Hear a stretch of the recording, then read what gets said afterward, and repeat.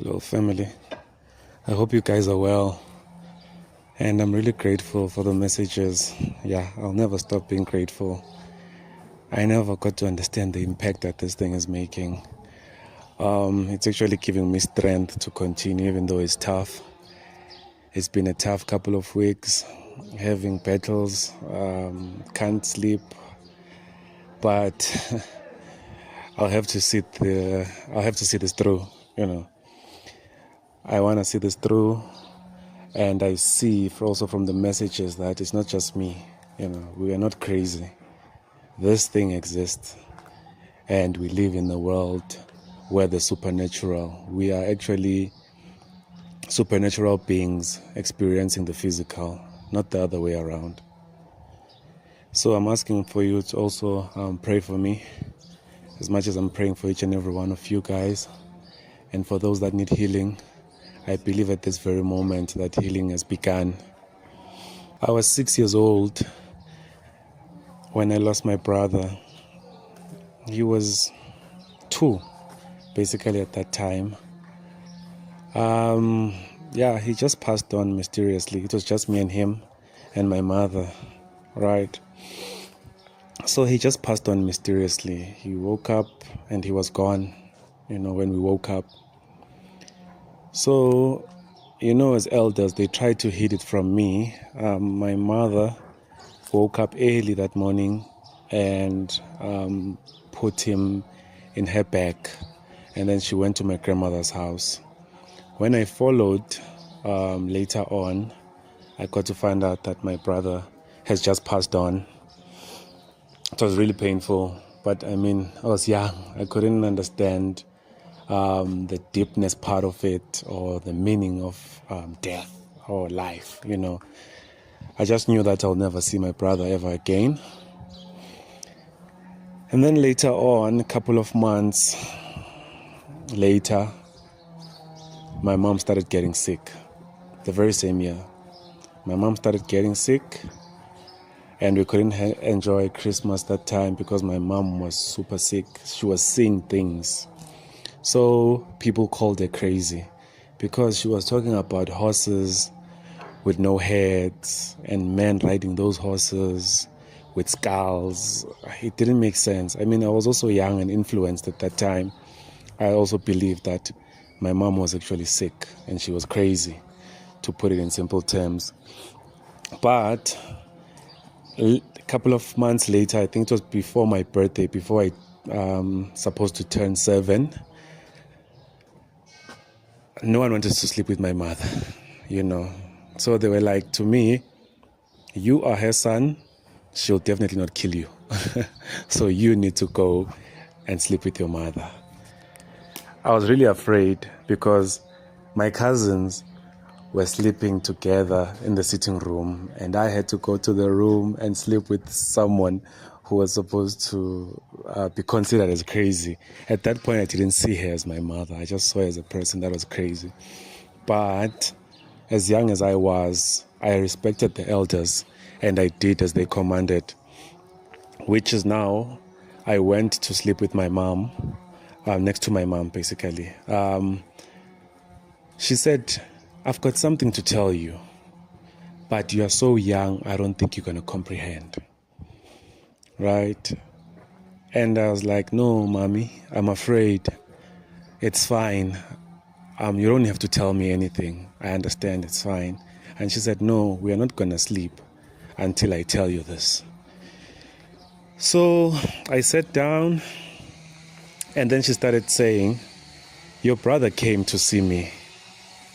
And at that very moment, I knew that this woman is cuckoos. How is it possible that my brother came to see her while we've buried my brother a couple of months ago? I saw the coffin going down. As much as I couldn't understand the logic of things, but I actually saw the coffin going down and being put dead on it, So she said that your brother came to see me, and your brother has asked me to come and stay with him. So I couldn't understand at that point, well, how could a person that's dead come back? Well, what's happening? But she said, at night, he came after 12. he came and cried and told me that you are the older brother. You are old. You can survive on your own. I need to go and stay with him because he's young and he can't cope without me. Like tears started rolling from my eyes at that point. And I asked her, what did you say in response? And she said, no, I have agreed. I couldn't understand it. And she continued with the story and told me that I have agreed to go and stay with your brother. I believe you are old enough. I mean, woman, I'm only 6. About to turn 7 in a couple of months, but I'm only 6, you know. How can you agree to such? So at that point, she told me that around 3 to 4 a.m., a guy came with a whistle. And that guy that came with the whistle, he came with the horse with no head. He was riding a horse with no head. And he called my brother's name and said, it's time to go. The way that he was calling, it was like he was not only calling him, he was calling the other kids that have went to visit their parents or grandparents, but the other kids that were in other people's houses, you know. So after he called, my brother immediately went up and started getting out. So my mom actually followed him, right? She said that my brother moved. There was a burglar, right? A burglar door, right? Which is a steel door. It's got a small spaces. My brother didn't need to open that steel door. He just moved out of it, like moved through it, basically. And my mom had to open. So when they found her that morning, they found her outside. And when they asked her, what was she doing outside so early? And she said that no, she was just accompanying my brother, right? It just made matters worse. That's why the whole day they were just saying that she's crazy. But what she told me about the man with with the horse that doesn't have a head, it came back later on. It's a story for another day. But after that, I asked her, is that all? And she said, yes, that's all. Now we can sleep. Okay. We went to, we switched off the light and we slept, right? A couple of minutes into my sleeping, 3 or 4 women appeared. They were wearing all black. They were covered. Their faces were covered with a veil. They were wearing like Undertaker's. There's this guy, a wrestler we grew up watching.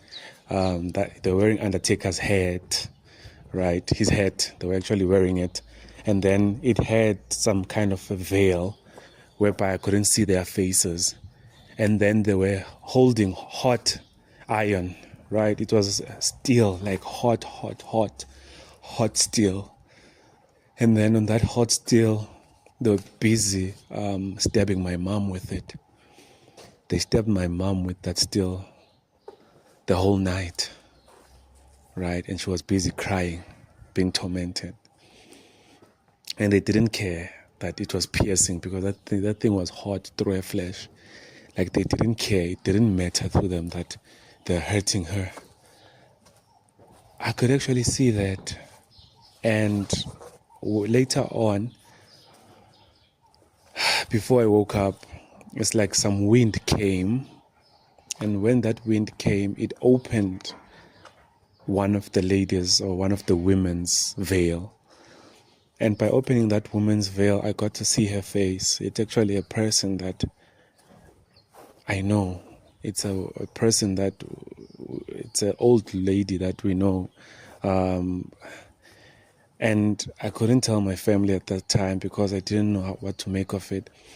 But that old woman, whenever she came, or whenever I passed her house, or she passes me on the street, she has never looked me in the eye for all these years, you know.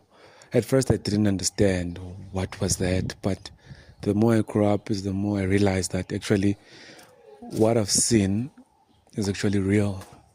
because later on when I wake up, I told the elders that this is what I dreamt. And they said maybe I was scared or maybe something happened to me. They never believed me.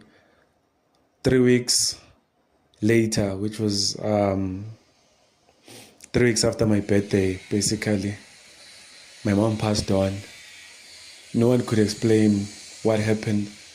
We went to seers, we went to witch doctors, we went to all the spiritual people,